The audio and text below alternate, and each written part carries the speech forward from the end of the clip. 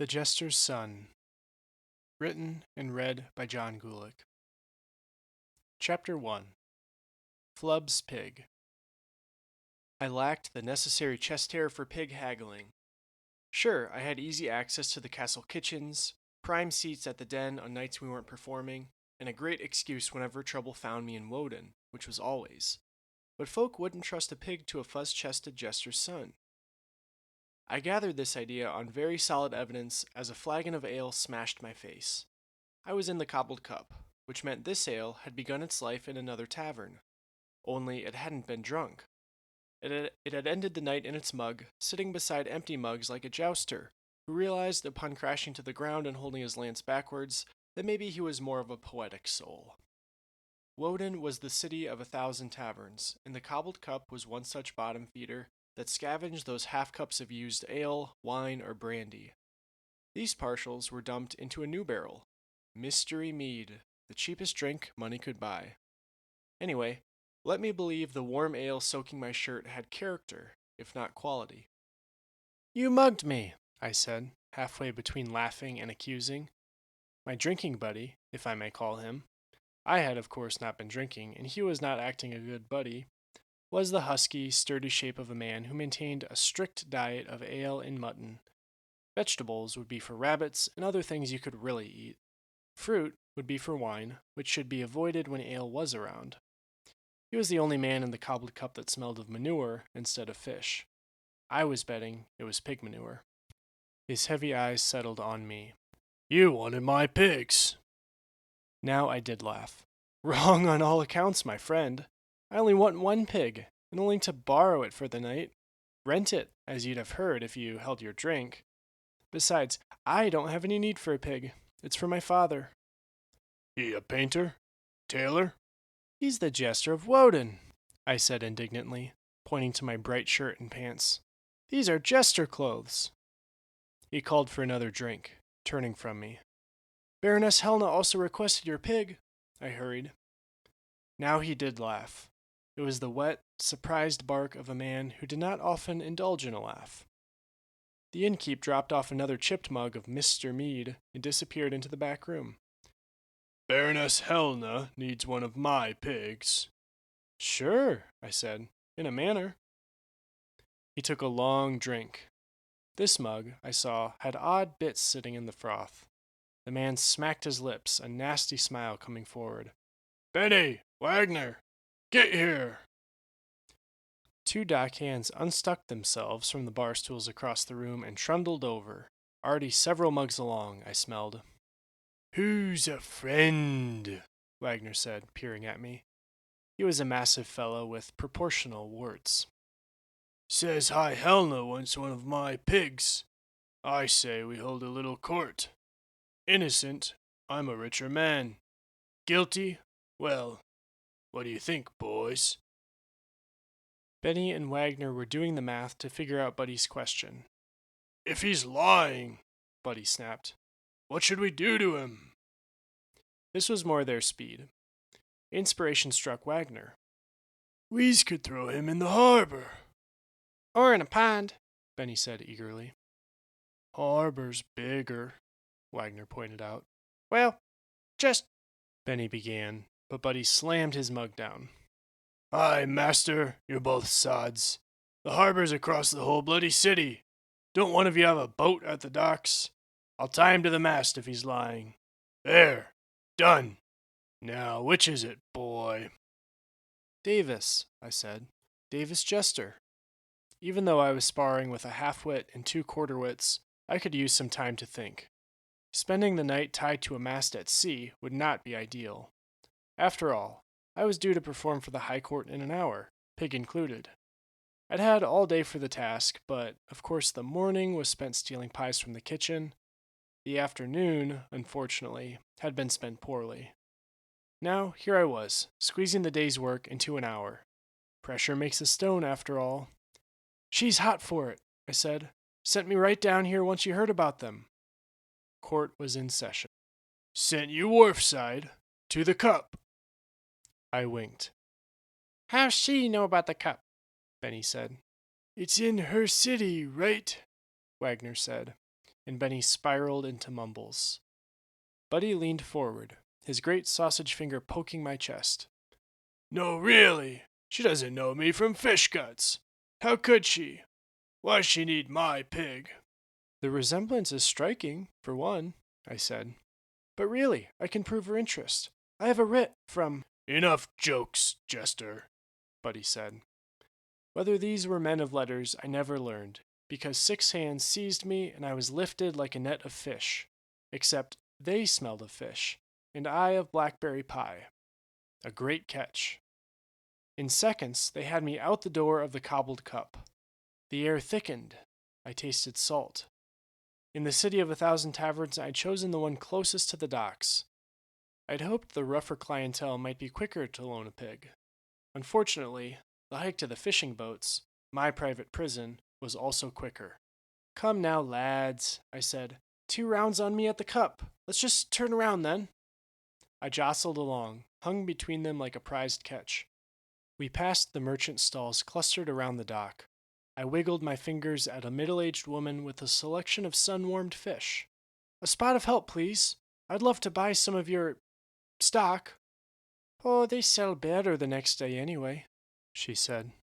Don't trouble yourself, son.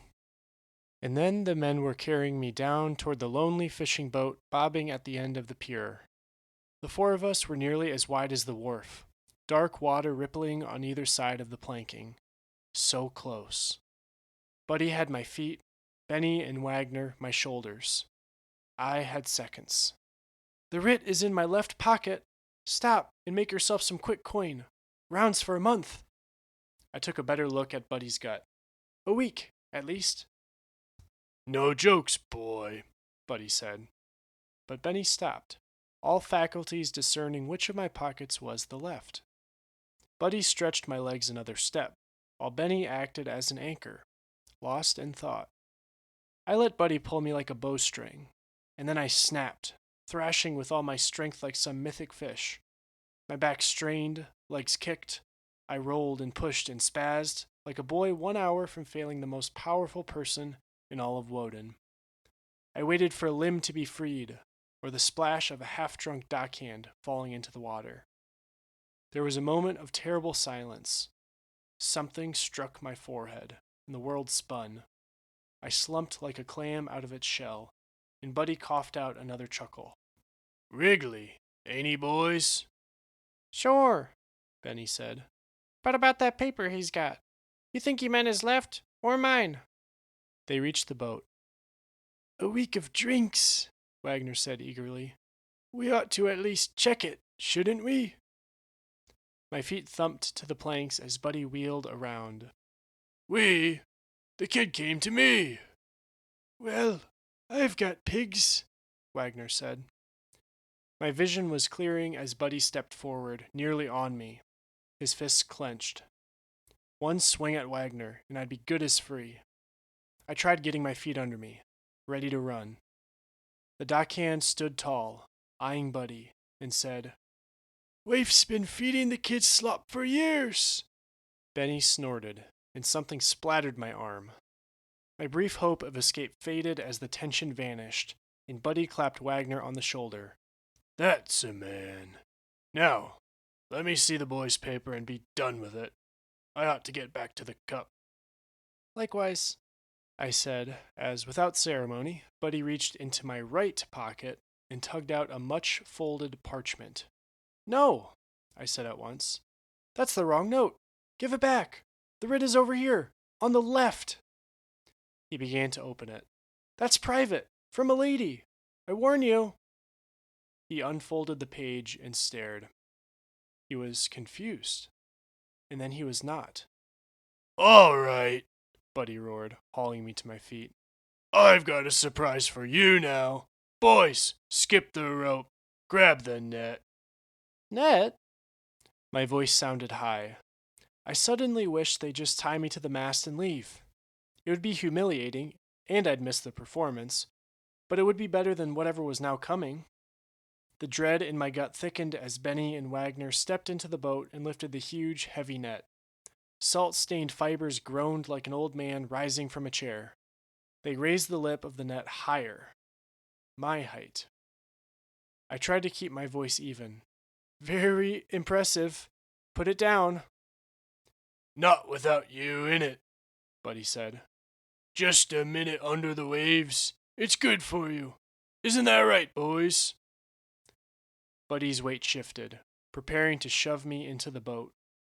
My last chance. A stern voice cracked the night. What's here? Hands off the lad. Buddy flinched in surprise, grip loosening, and I sprang off the dock. I meant to, at least, but my lack of balance resulted in a flop. The water was dark and cold, also very wet. I swam blindingly for as long as I could before surfacing. I was near a dock several down from Buddy's. I darted under my dock and grabbed a slick beam. Buddy's voice was a distant growl. Swore I'd heard a guard. You heard it, Wagner. I heard it, came Benny's voice, but I don't see one around. Strange, that is. What's here? I said again, this time quiet. My voice bounced from water to pier and back to me, like I was in a cave. The voice was deep, rough, and clipped, an amalgam of a dozen guard voices. I'd even added a hint of the Fieran accent for good measure. It was a voice that had served me well, both on and off the stage. Buddy and his friends waited around for a few minutes as if I'd leap out of the water so they could give me a proper netting. The cold seeped into me, but I clung to my slimy wooden friend in the water. I was uninterested in being half drowned, or fully drowned for that matter. But more importantly, I didn't have the time to waste. I needed a pig. The show was a go, as my father liked to say. The eternal, foolish optimism of a jester. Before long, Buddy decided a mug of Mr. Mead sounded better than scowling into the moon-capped sea. He threw my parchment into the sea and stomped away, Harold and Benny with him. I chattered out a sigh. I was safe. Safer, at least. I considered clambering onto the planking, but stopped. I'd been in a pinch last week, hiding in a rancid barrel behind a butcher's shop. I was pursuing my education, as it happened, though things had gone a bit off script. The butcher spent a good minute stalking around the alley, cursing me and my guts. He finally returned to his shop, and I popped out of the barrel. The butcher was a persistent fellow, to his credit.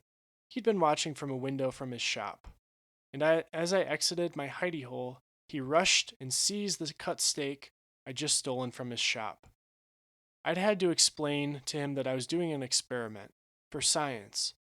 I'd already stopped by 2 butcher shops. From the first, I procured a very burnt steak. I then transplanted it into the second shop, where I found a grossly undercooked steak discarded by the back door.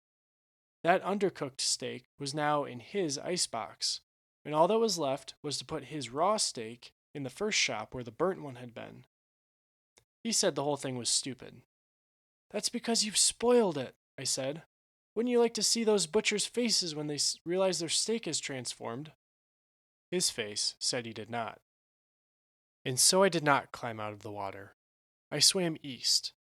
Castle Loonstone lay on the west end of Woden, behind me.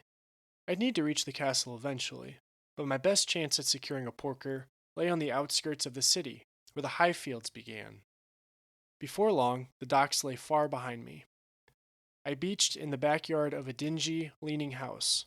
Crammed beside it was another, and another, and another 1,000, all of wind-swept wood. I was in the Reef, the housing slum of the Wharfside district. Dripping wet, with strands of scum clinging to me, I drew stares even here. My fine clothes were now dark and clumpy. A mother paused in hanging wash long enough to eye me severely. 2 boys fled into their homes, crying of a sea monster. The only folk who liked me, funnily enough, were the fishermen. As I squeezed down a winding street, they nodded to me, as though I too were just coming in after a long day. I was quite pleased. That was, until I realized they thought me a fisherman. I'd be a better man if I was, but I'm not. Recent experience pegged me as more of a fish than fisher. I exited the reef and hurried toward one of the sprawling squares near the edge of Woden. one of the best places to trade livestock and goods. Sure enough, the night market was just wrapping up. That was when I saw him, my fairy tale knight. Skinny, with a tangle of dusty hair sprouting from his straw hat, he was managing to whistle and chew on a stem of wheat. Best of all, the wagon he was packing up had a pig painted along the side. That, or maybe he tossed paint over some scarring in the wood. Only one way to know. I strode up to him. Are you aware of economics? Can't say as I am, he said cheerfully, then got a look at me. You're a sight, lad. I peeled something green off my hand and held it out. Call me Davis. Flub. Flub? I asked. Flub, he said.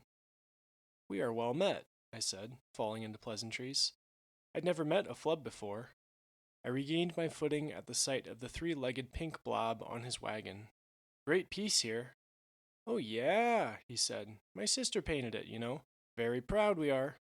To be sure, I said. I tapped one of the long, mysterious swipes of paint. Tell me more about this bit. What is it exactly? Oh, we just call it pink paint. Not clever, really, but you ought to stop by a shop and ask anyhow. They'll know what you mean. And I should ask whether it's the right color for painting pigs? He laughed. Well, of course. Why drop pops if you're getting it wrong? I paid 7 pops for this here paint. Target acquired. You're quite the businessman. Flub's wheat swung as he smiled. That's mighty clean of you to say. I just bring pork to market and let the high master do the rest, like the servants say. He gestured to a gray-robed man preaching beside a small church at the edge of the square. Wonderful, I said. Do you still have one? A pig, that is. Flub grinned. Bright bit of luck today. Sold both for the first time in weeks. My luck, I muttered. I'm in desperate need of a pig. Which butchers did you sell to? Time was running away from me. Odds said the butchers would be closed. Maybe they'd already butchered the pigs. Even if they were still open and had a pig, they would be wary to rent it out. I was not on the best terms with several shops. Unfortunately, it was still my best chance. Why hadn't I listened to Father and just gone out to the morning market to rent a pig? A gleam caught Flub's eye, and he waved toward the high fields. Oh, I've got pigs. Don't worry on that, lad. I could come back for morning market. The morning market couldn't help me. Would you consider doing a bit of business tonight? Tonight? It's almost dinner, son. But if the price were right. Well, yes, of course. And an honest, hopeful look came across his face. If the price was right. My coin pouch held 1 dilly, 2 squabs, and 4 pops. My father had given me the dilly to rent a pig. That single coin was worth 49 pops, or 7 squabs. It was a fair sum, probably twice what Flub expected. It was a week of tavern food, a solid set of new clothes. It was potential and freedom. I hoped to keep it all. Do you know the shop Tailored Tailoring near the library? Course not, Flub said, taken aback. It's a tailoring shop with a very interesting history. The father who opened the shop was tailoring a young boy's shirt. He was the Baron's son. The tailor was so nervous he mistakenly sewed the sleeves together. Before he could apologize, the boy said it was wonderful and he wanted another. Soon, half the boys in Woden wanted a uni-sleeve shirt from Tailored Tailoring. Are you, Flub said slowly, offering odd shirts? I'm offering to be your Baron's son, I said. You see, my father and I are performing for the High Court tonight, and we need a pig for the final act. This pig could become famous. Discussed in prominent social circles, ladies will be asking for cuts from Flub's pig. Knights will fight for it. Taverns will try to keep portions for distinguished guests. Well, I wouldn't be surprised if the castle cook commissions the whole pig for a tournament. A tournament? Flub said, a faraway look in his eye. Folk would pay for a trophy pig. He was nodding eagerly. Then he seemed to remember I was 16 years old, still dripping and slick with scum. How's this worked out before? This was not a line of questioning I liked. Not a single hiccup. So we should wrap this up. And no one will try stealing plotters from me, once he's famous and all. I very much doubt it. Flub looked alarmed. You don't know. I can't lose a pig. My family only gets by, and that's without famous pigs stolen. That's why we promise you the coin if there's a theft, I said, pulling the parchment from my left pocket. It was quite wrinkled and discolored with water. I didn't want to do this, but I had to. It was the only way. I handed it to him, watching to see if my whole plan would fail in an instant. It did not. He eyed the parchment carefully, looking back and forth. It's all quite standard, I said, pointing to the lines of beautiful, looping gibberish. A culpability clause, payment prorated, and so on. Everything to make sure you get your coin out of a hairy spot. It seems clean enough. And you just need plotters tonight? Less than an hour, I said, just for the finale. Flub chewed his wheat and reached out. I'm your man. Relief washed over me and we shook. Amazing. How soon could you have one to Loonstone? Loonstone? The castle? His wheat had fallen to the cobblestones. Really? Well, it's past the market. In the city. He gripped the wagon wheel. I don't much like town past the market. But you'll just go straight down the main street until you hit the castle. I pointed down the road to the distant form of the pale castle. Look, you can see the towers there. That's close enough, Flub said sharply. He seemed a little pale himself. He was now leaning against the wagon as though I just punched him in the gut. The man was plainly petrified of the city. All right, I said gently. All this for a pig. I couldn't do this to Flub. I'd find some other way, something else to bring to the performance. Life was improvisation on and off the stage. Flub, I said, I haven't been plain with you. We've never made a pig famous before. The rich would not seek out plotter for top coin. I doubt the High Court would even remember the pig once it left the stage. I was just trying to be clever and borrow a pig for free. I shouldn't have, and I'm sorry. I pulled the dilly from my pouch and flipped it to him. The fat gold coin winked in the torchlight and landed in his surprised palm. I was halfway across the square when his voice stopped me. You jesters, he said, are an odd breed. A dilly? He chuckled. I thought you might have been tugging my tail, but to apologize in gold, mighty clean of you. He sighed, looking toward Loonstone, and said the last thing I expected. I'll be back in half an hour. Then he was in the back seat of the wagon, flicking reins and heading east. With plotters, he called over his shoulder. The break was nerve-wracking, especially when the bell tower played 7 bells of a scale. My guts dropped as I realized the performance was starting, but I waited for Flub. And waited. Another half hour tolled from the tower, and I began wondering if I'd been duped. Who would blame a farmer for lifting a dilly off a stuck-up jester's son that had only moments before tried to dupe him? Once he reached the high fields, he would disappear into an ocean of grains and cottages. He would be gone. I laughed. It was the rich, honest laugh of a man that knows he is a fool. Several folks, still packing up from the market, pointedly ignored me. They'd seen enough thieves, and thieved, leave this stretch of cobblestone. The servant, sermon long concluded, was sweeping the steps of the small church. He glanced up, caught my eye, but I turned away. I stared stubbornly toward the east. Maybe, just maybe, Flub was late. If not, I'd take an alley cat, or maybe grab a... The High Master, came a gentle voice, may find you a different pig. It was the servant, of course. An older man, his robe probably predated me.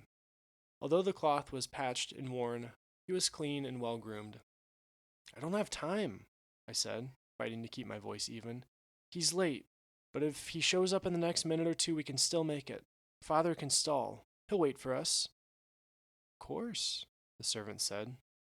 His broom found a spot on the cobblestone and began its murmuring scratch. And if Flub doesn't, I'll find another way. To be the son of a jester, I can't imagine. No, you can't, I said. Show after show, act after act, scripts and jokes and tasks and wait. There would be so much wait, all building to the day you will be the jester. Not wait, I said. Purpose. Nothing could be more important. The servant chuckled, light as a leaf. Oh, you may change your tune on that someday, Davis. I started. How do you know my name? He patted my shoulder. I've seen you and your father. Besides, you have a carrying voice, son. Remember that. He sighed. It's time I returned to my steps. May you follow the master well. He ambled back toward the church, sweeping slowly. Mighty sorry about that, came Flub's chagrined voice behind me. Wife had a bit of fresh pie out the oven. I tried bringing you a piece. To celebrate, see? He was seated in the wagon, a slice of something brown beside him. It looked as though you'd taken a slice of pie and shook it for an hour. I jumped into the seat. You said half an hour. Whatever, let's go. Flub flicked the reins and we began trundling along. I had a few slices for myself, Flub admitted. I'm sorry, I said. I'm just a bit wound up right now. Anyway, let's see this beauty. I peered into the wagon and saw the fattest pig of my life. You're sure Plotters didn't have a few slices? Plotters don't like pie, Flub reflected. We went over a bump, and the pig jiggled like a plate of jello. But we do feed him good. We like a little blub on the bacon. A little meat, too? The pie was still quite delicious, I found, as we trundled along for another half hour across the city. We drew strange looks. My clothes had dried considerably, and the purple of my shirt was drawing some eyes, the color of a jester, or his son. I still carried a healthy speckling of dock scum to accent the shirt, but it was enough to make people jostle others and point. Can your horse go any faster? I asked Flub. I wish, Flub said. He was tight-lipped, eyes stuck to the point just before the horse. We can turn around if you need to, I said quietly, but he just pulled the brim of his hat lower. The ride took ages. I kept waiting for the toll of the bell tower. I tried busying myself peeling off scum. I also discovered one adventurous snail that clung to my sleeve. As we approached Loonstone, Flub couldn't help peeking up at the castle. I wondered if he'd ever seen it up close. Graceful white stone towers, handsome bridges leaping across every expanse to form a spiderweb of gleaming, shining stone. Day or night, the stone could twinkle with light. With the moon-capped sea shimmering behind, Loonstone looked of another world. When we finally pulled into the Loonstone courtyard, the bell tower rang out 8 descending notes. That's when the performance was meant to end, I said. Come on, Father can stall a few minutes, but we need to get Plotters to the den. I pointed toward the path leading from the courtyard to the Baroness's grove of gardens, to the rather underwhelming building at the center of the gardens. There! Flub took a wide board strapped along the wagon wall and laid it down like a ramp. Easier getting pigs off than on, but never easy. He wedged 2 stones at the foot of the ramp, and then he was in the wagon with Plotters, cajoling, pointing, poking, but the pig had fallen quite asleep during our rocking ride. My master, Flub muttered, staring hard at Plotters. Fine, you beast. Here she comes. It was the strangest thing I'd seen all day. Flub drew some kind of dark, shriveled stick from his pocket and waved it around Plotters' face. His voice rose into a bumpy lullaby.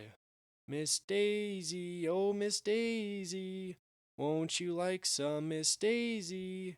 In the field she was so perky, in the cellar she is jerky. As if by magic, the pig's eyes opened. But of course, there was no magic.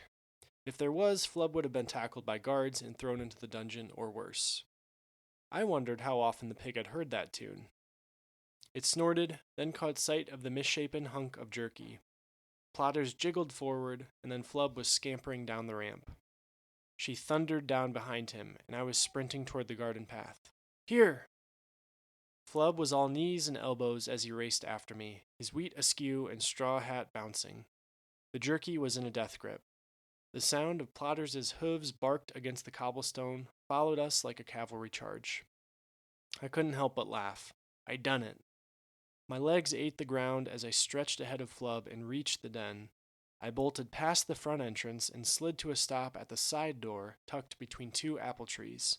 I threw it open. I was in the side stage, a dark alley of a room with racks of clothes, props, and oddities. Several actors startled at the sight of me, breathing hard and grinning madly. They wore a mix of peasant costumes, no doubt having just come off the stage. The stage. I raised my eyes and saw it. Aglow with torchlight, it was a stretch of handsome, dark wood. From my angle, I couldn't see any of the audience, only my father. He stood alone in the center, grand as a king. Gestures wide, voice deep, he commanded attention. His solid frame and graying beard gave him a gravity that drew the spectator in, whether he were acting the king or fool. He was the actor in perfect control, who knew the sketch through and through, yet never gave the audience a rote performance. Tonight would not be rote. I clapped once, hard. My father did not turn, did not blink, but I heard the barest shift in his baritone, something only I could hear through his king's accent. Relief. Okay, I hissed to the actors around me. 2 seconds a pig comes through. Chase it across the stage. Our son? I'm afraid not, my lady, my father said. Pig? A man asked, and then Flub shouldered past me, positively terrified. He kept running straight across the stage.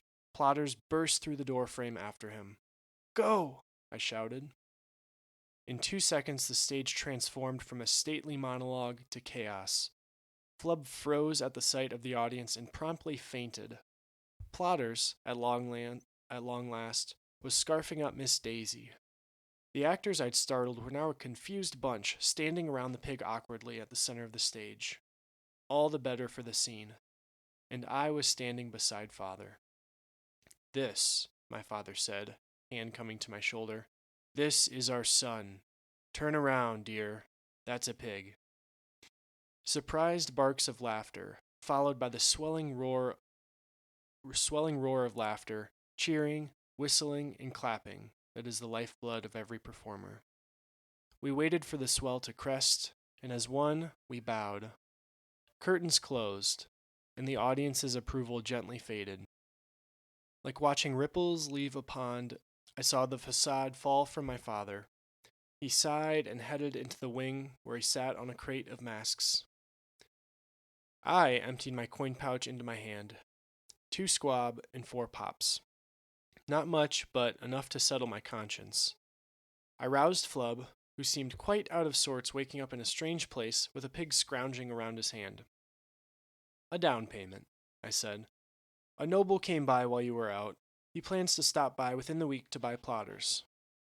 Down payment? Flub asked weakly. And he said if he isn't able to purchase plotters this week, you should sell her at the market, just as you would. Flub pushed himself up, looking like a boy that found a pie on the sill. Do you have any more performances for pigs? I've got lots of pigs. Considering this venture had cost me all my worldly capital, I was not keen for another round.